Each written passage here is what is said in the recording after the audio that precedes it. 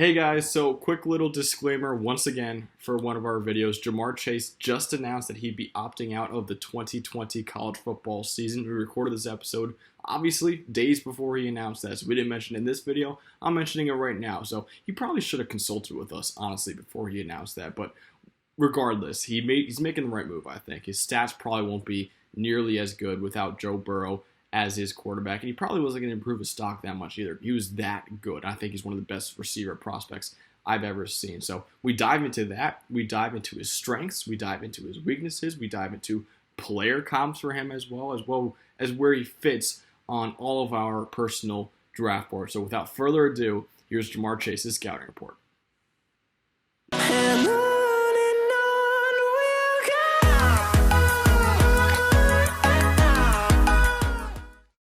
Remember us? Well, we've been on a bit of a hiatus, which is our fault. I'm going to say that right now. Look, we moved into school. It's our senior year right now. The world is basically ending right now. So it kind of came to the back of our minds a little bit, boom or bust, but we're back now. And, I was at a wedding and you guys were moving to school. We're back now and we're talking 2021 NFL draft. Of course. What else do we do?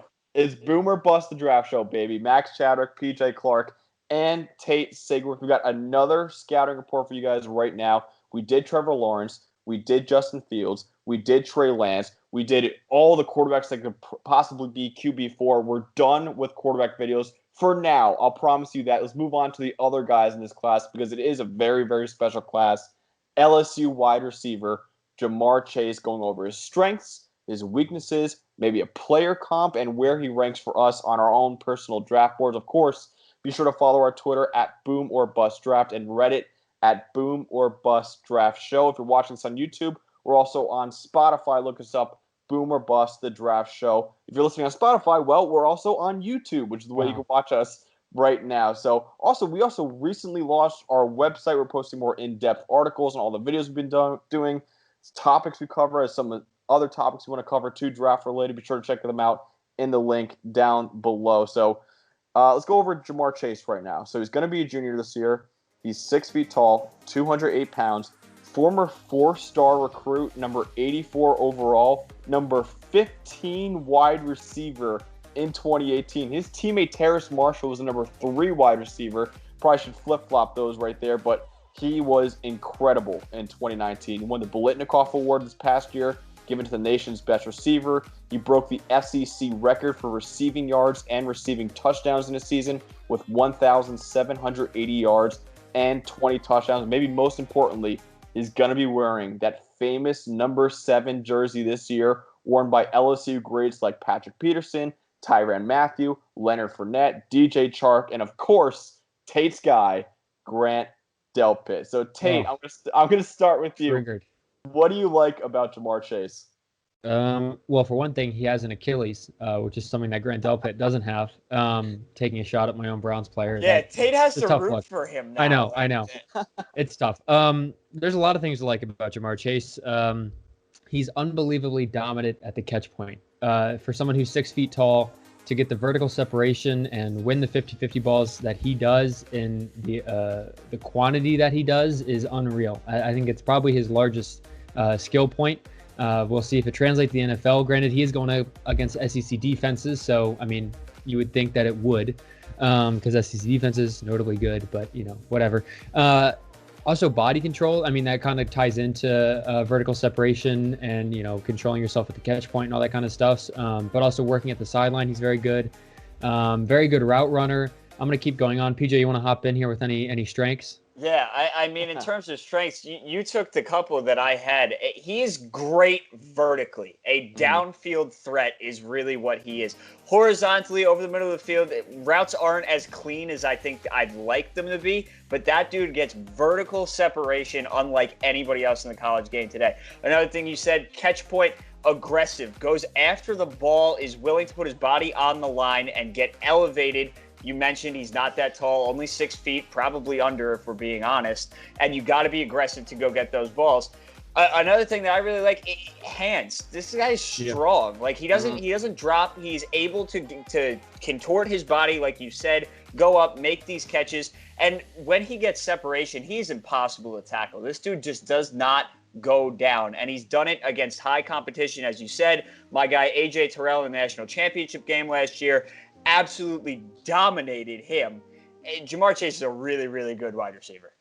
What I love about Ja'Marr Chase probably the most, you guys have mentioned the catch point. He jumps his own routes. There were times, not a lot of them, because of course Joe Burrow was almost perfect last season, but there were times when Joe Burrow underthrew his pass, and usually that's when you see corners jump the route and make a pick. Ja'Marr Chase jumps his own route. I remember that one play against Trayvon Diggs. He literally jumped his own route and caught a touchdown. I mean, he, at the catch point, tracking the ball, he is incredible. He took cornerbacks' lunch money week after week. I mean, he bullied them as a sophomore, and it wasn't just like ho-hum corners he bullied. They were the best in the country. Falcons first rounder A.J. Terrell, 221 yards, 2 touchdowns in the Natty.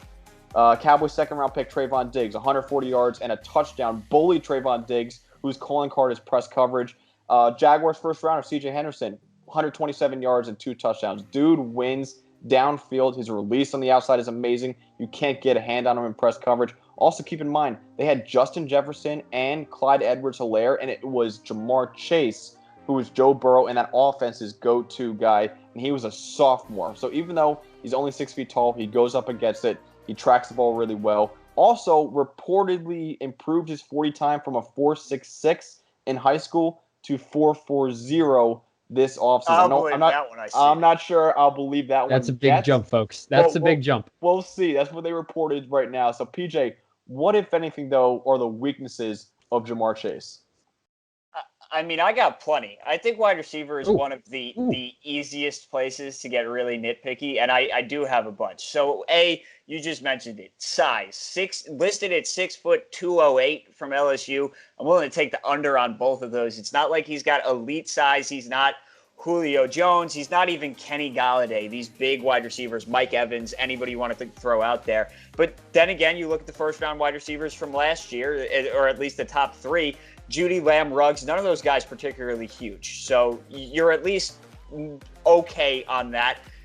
And it's not like you can do anything about size. You could get bigger, bulk up a bit, but if you're under 6 foot, you're under 6 foot, right? Mm-hmm. The speed thing is another thing. That dude does not play at a 4.4. He just absolutely does not.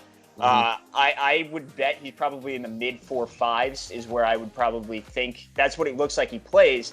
To me, it's kind of like a CeeDee Lamb thing, like last year. If you followed us then, I liked Judy because I knew that his route running was impeccable and that would translate. I liked Ruggs because I knew he would be faster than everybody else. And I didn't like CeeDee Lamb as much because I didn't know what immediate skill would jump off the page in the NFL.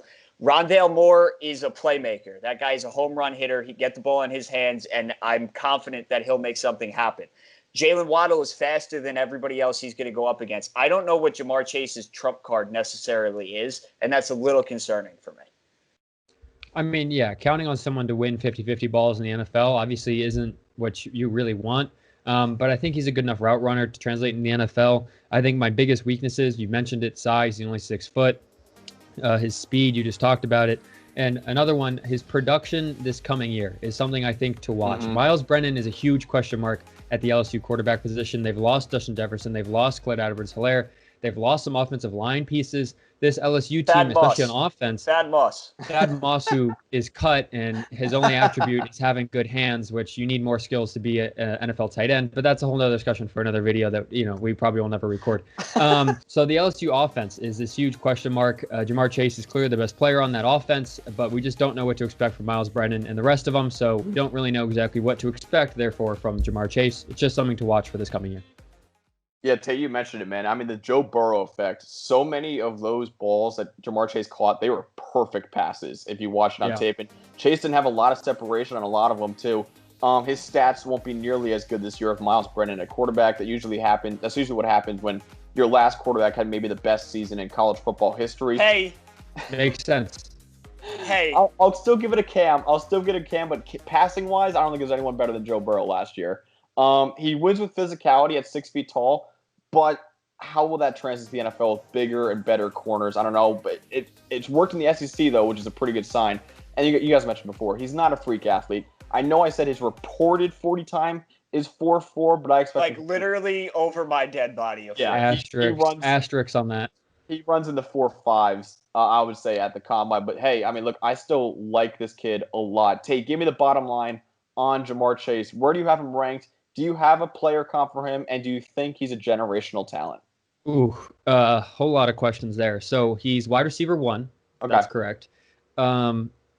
He's probably a top 5 pick. Kind of depends on team needs. If a team at the top doesn't need a wide receiver, which usually they need other positions, might not be a top 5 pick. Certainly a top 10 pick. Generational talent, I'm going to say no, just because we're coming off a really good wide receiver class. This year, there's other really good wide receivers in this coming year's class. So I don't know. I'm not going to say generational talent. He'll certainly, I think, be good in the NFL, probably elite, but I'm not going to say generational talent, buzzword. What else? Player comp. I don't really have a player comp. This is the thing I think a lot of people are struggling on with Jamar Chase because he's kind of smaller and like a little slower, at least with what we have for his 40 time. To be so dominant, it doesn't really translate, which makes the player comp kind of hard. So I am coming up with an empty plate here for the player comp. I apologize to. No, it's fine. I mean, he's hard to make a comp for, man. He's really hard. Oh, relax, PJ.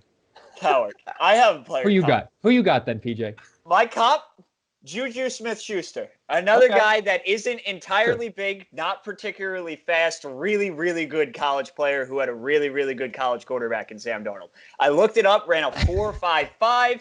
Don't laugh at that because you know I'm right. Small hands.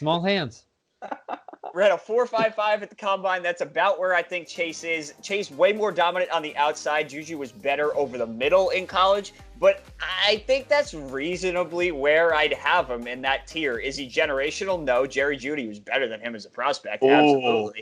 Disagree. But Jamar Chase, number 5 for me right now on the big board. Wide receiver 1. I would do really, really bad things to have him be a New York Jet next year. So, where do you have above him? Who are the 4 guys above him then? I have Trevor Lawrence, Penei Sewell, Micah Parsons, Trey Lance. No, don't say it. Oh. The wet noodle sleeping in there.